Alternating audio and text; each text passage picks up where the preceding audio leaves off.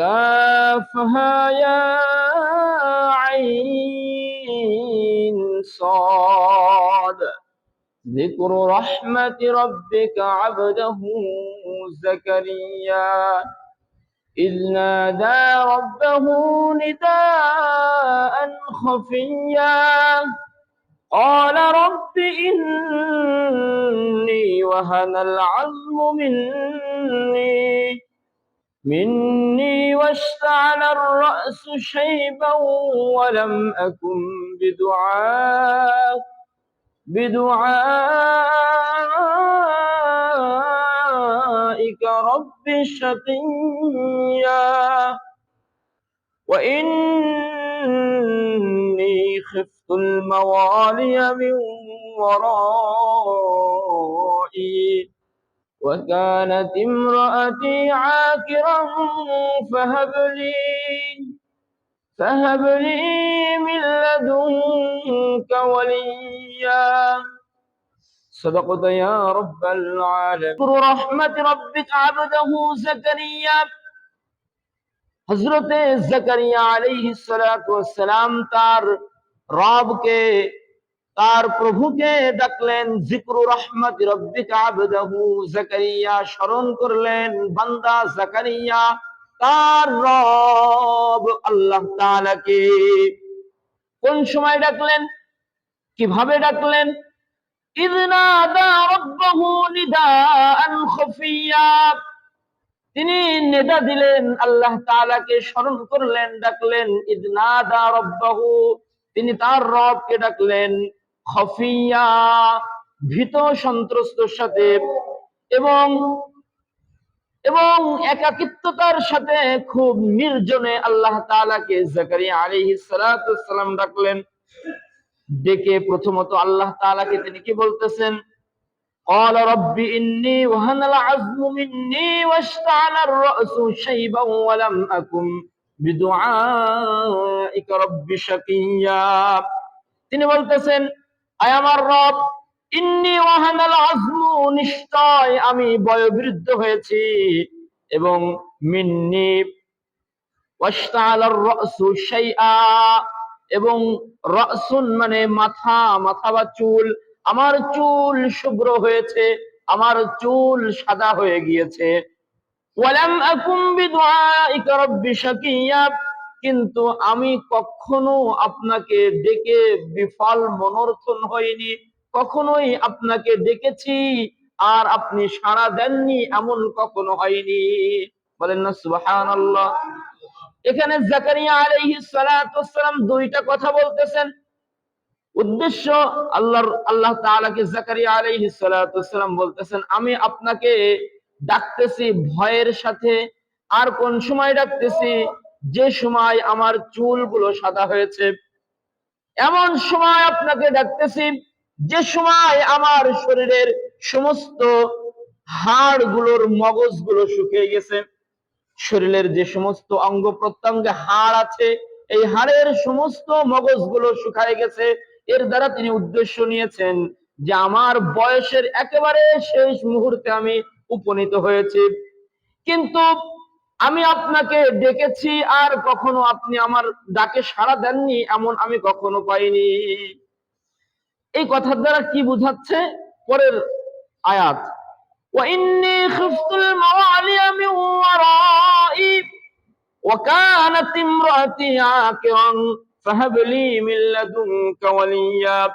وإني خفت الموالي আমি আরো ভয় পাচ্ছি এখনো কিন্তু কি দোয়া কি চাওয়া এটা কিন্তু আল্লাহ তাআলার কাছে চাইনি আগে নিজের অপারগতা নিজের বিষয়ের কথা আল্লাহ তাআলাকে আগে জানাচ্ছেন বলতেছেন ওয়া ইন্নী খিফতুল মাওয়ালিয়া আমি আরো ভয় পাচ্ছি আমার স্ত্রীর ব্যাপারে ওয়া কানাত ইমরাতি আকির তিনি তো একজন বন্ধ্যা নারী তিনিও তো বয়োবৃদ্ধা হয়েছে বয়সের শেষ সময় অতিবাহিত হয়েছে কিন্তু তার থেকে কোনো সন্তান এখনো হয়নি অর্থাৎ আমি তার থেকেও ভয় পাচ্ছি ওয়াকানাত ইমরাতি আকির সে একজন বন্ধ্যা নারী ফাহাবলি মিন লাদুনকা ওয়ালিয়া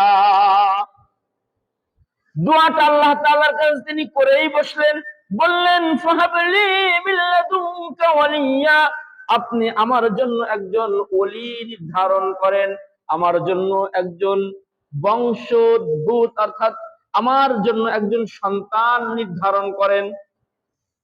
আগেই যদি আল্লাহ তাআলার কাছে বলতো যে আয় আল্লাহ আমাকে একটা সন্তান দেন, কিন্তু দোয়া চাওয়ার পদ্ধতি কেমন জাকারিয়া আলাইহিস সালাতু ওয়াস সালাম শিক্ষা দিচ্ছেন এবং আমাদের কাছে বলতেছেন তাকওয়া, আল্লাহ তাআলার ভয়, আল্লাহ তাআলার বরত্ব, আল্লাহ তাআলা যে পারেন কুদরতিওয়ালা জাত, এইটাকে শিক্ষা দেওয়ার জন্য জাকারিয়া আলাইহিস সালাতু ওয়াস সালাম প্রথমত তিনটা কথা বললেন।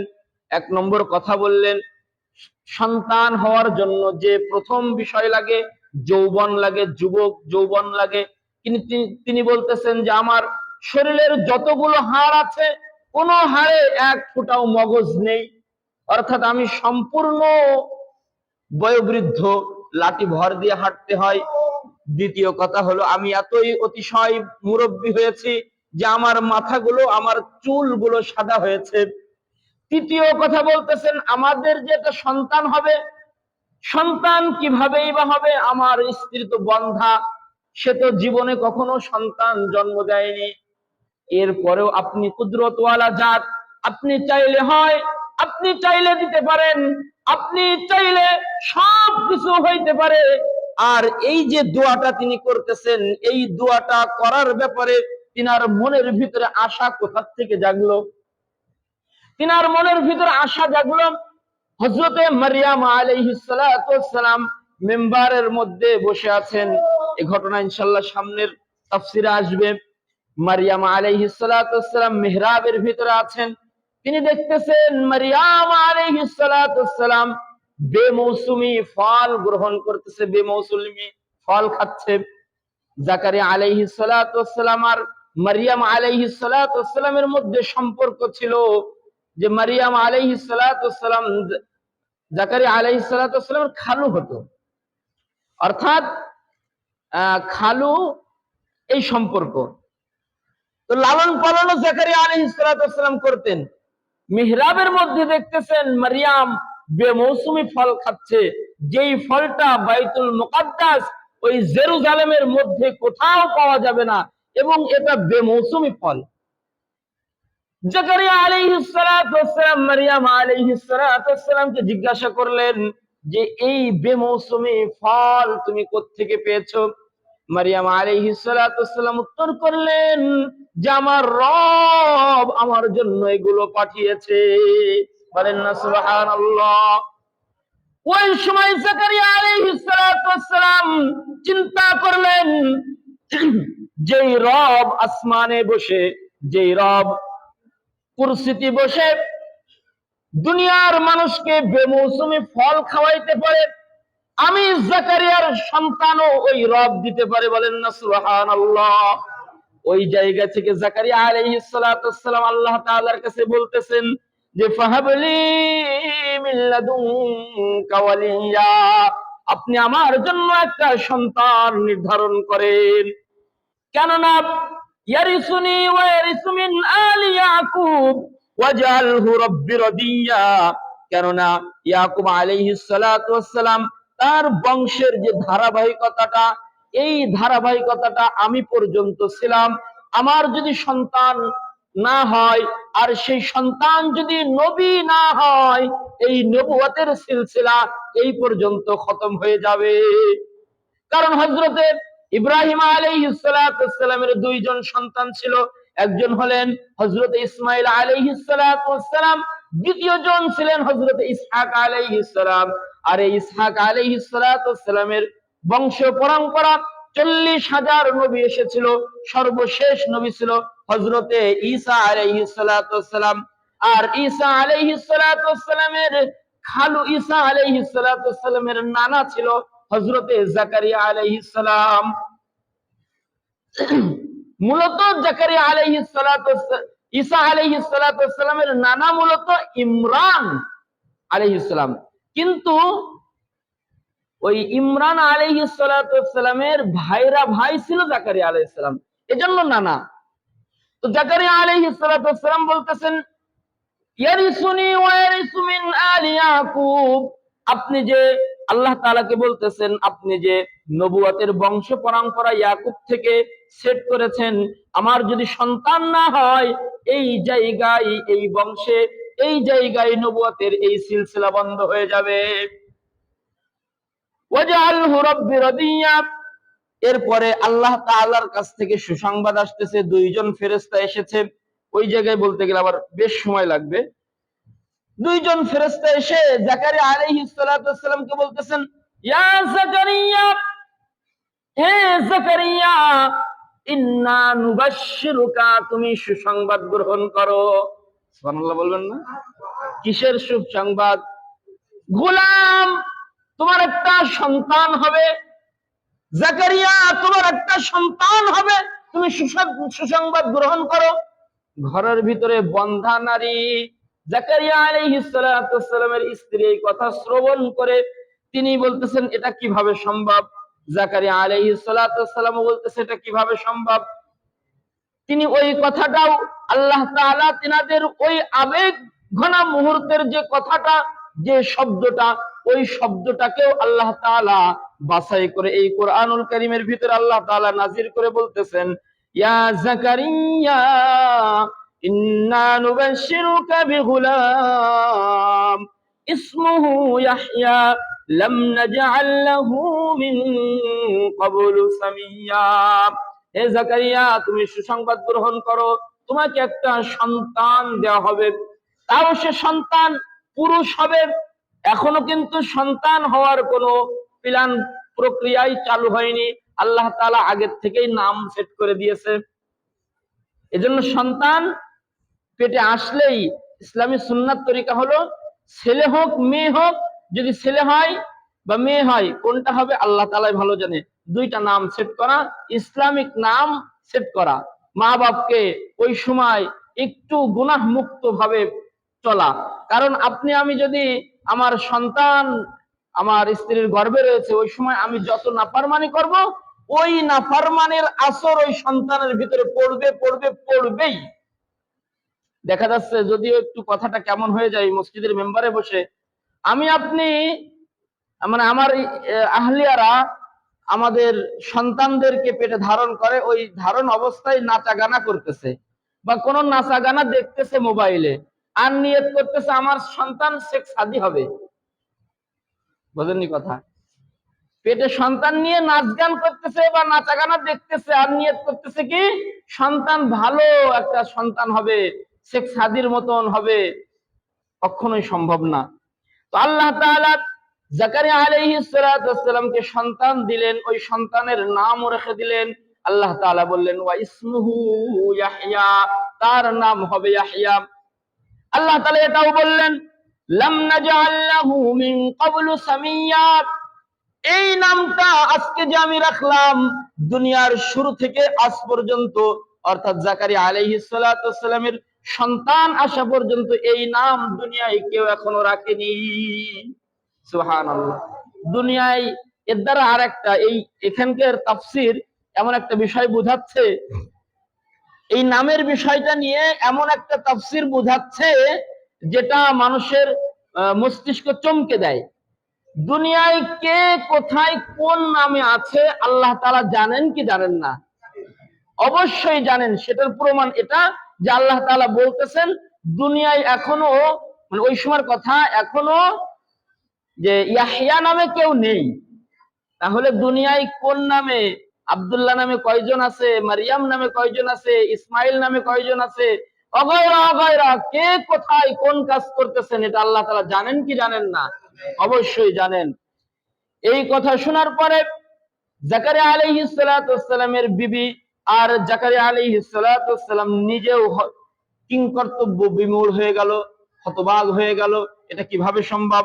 তিনি বলতেছেন, ক্বালা রাব্বি আন্না ইয়াকুনু লি গুলাম, ক্বালা রাব্বি আন্না ইয়াকুনু লি গুলাম, আমাদের গোলাম হবে, আমাদের সন্তান হবে।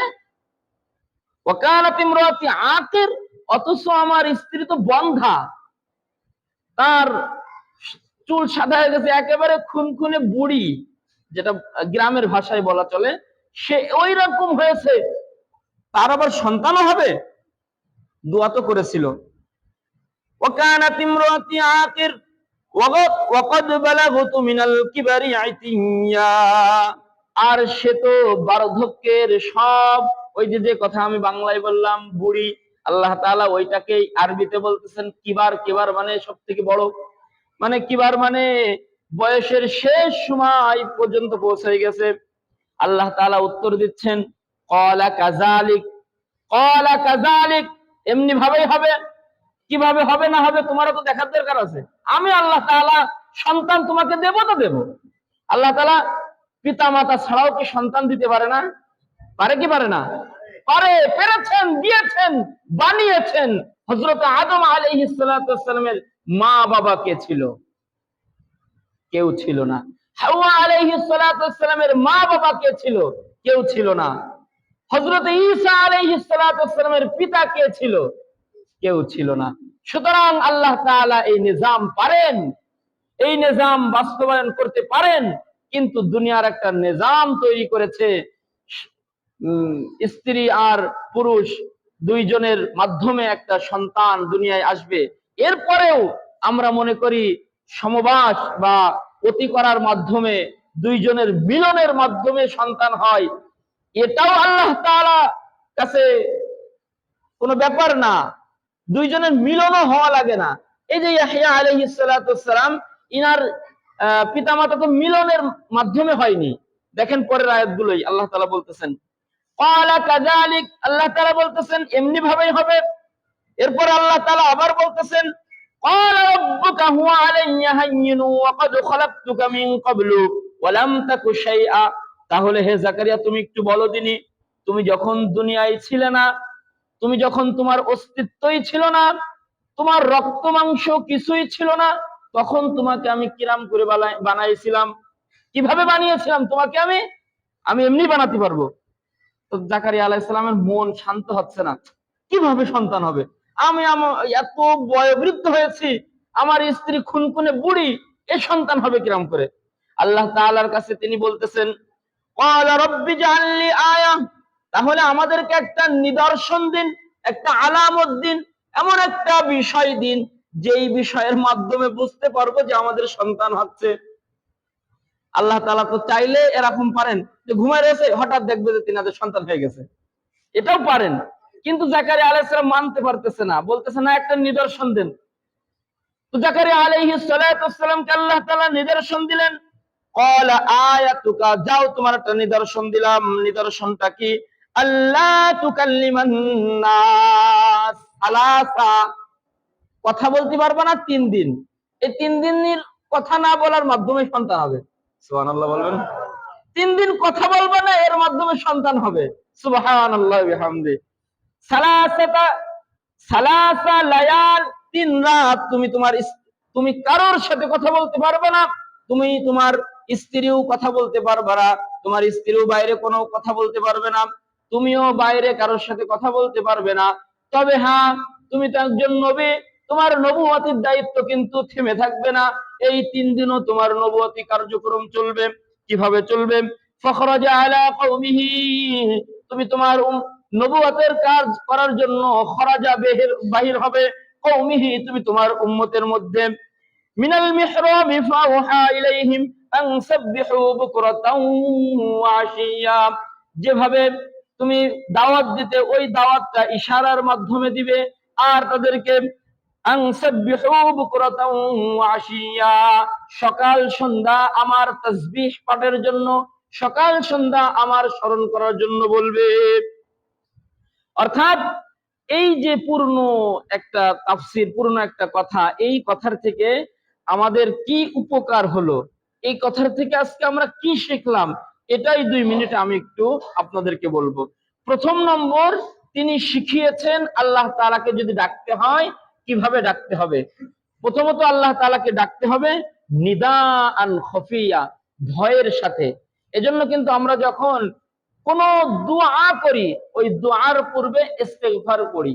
কারণ আমার সমস্ত গুনাহ খাতাগুলোকে আগে আল্লাহ তাআলার কাছে পেশ করা, যে আস্তাগফিরুল্লাহ, নিজের অপারগতা, নিজের দুর্বলতা আল্লাহ তাআলার কাছে পেশ করা। এরপরে দোয়া করতে হবে কিভাবে, আল্লাহ তাআলার কাছে কিভাবে চাইতে হবে?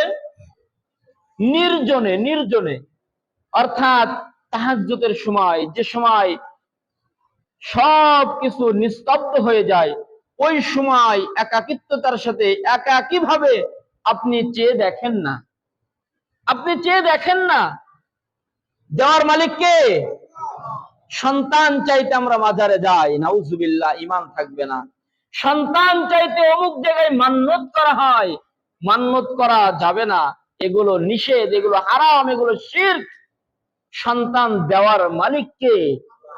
সুতরাং যদি বলা হয় অমুক বাবার দরবারে গিয়েছিলাম, এই আংটি এনেছি, আজকে সন্তান হবে, ঈমান তো থাকলো না, ঈমান তো নষ্ট হয়েই গেল, দুনিয়াও বরবাদ হয়ে গেল, আখিরাতেও বরবাদ। দেওয়ার মালিক একমাত্র আল্লাহ। চাইতে হবে আল্লাহ তাআলার কাছে, আল্লাহ তাআলা যাকে ইচ্ছা তাকে দিয়ে থাকেন। দ্বিতীয় কথা হলো যে আমরা যখন চাইবো, চাওয়ার পূর্বে আমাদের যে দুর্বলতা, যে আয় আল্লাহ, আয় আল্লাহ, আমরা অক্ষম, আমরা ওইভাবে নামাজ আদায় করতে পারি না, আমাদের যতটুক পেরেছি, যতটুক আদায় করতে পেরেছি ওইটাকে আপনি কবুল করেন।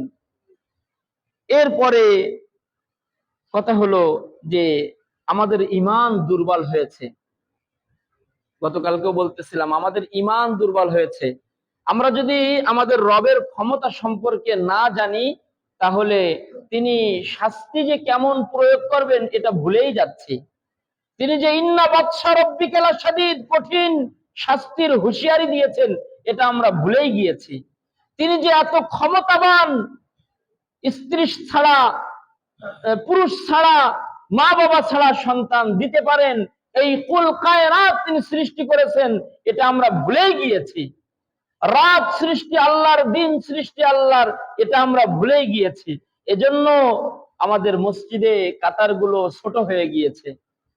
যদি আল্লাহ তাআলাকে আমরা ভুলে না যেতাম, তাহলে মসজিদের কাতারগুলো লম্বা হতো, কাতার 3 কাতার 4 কাতার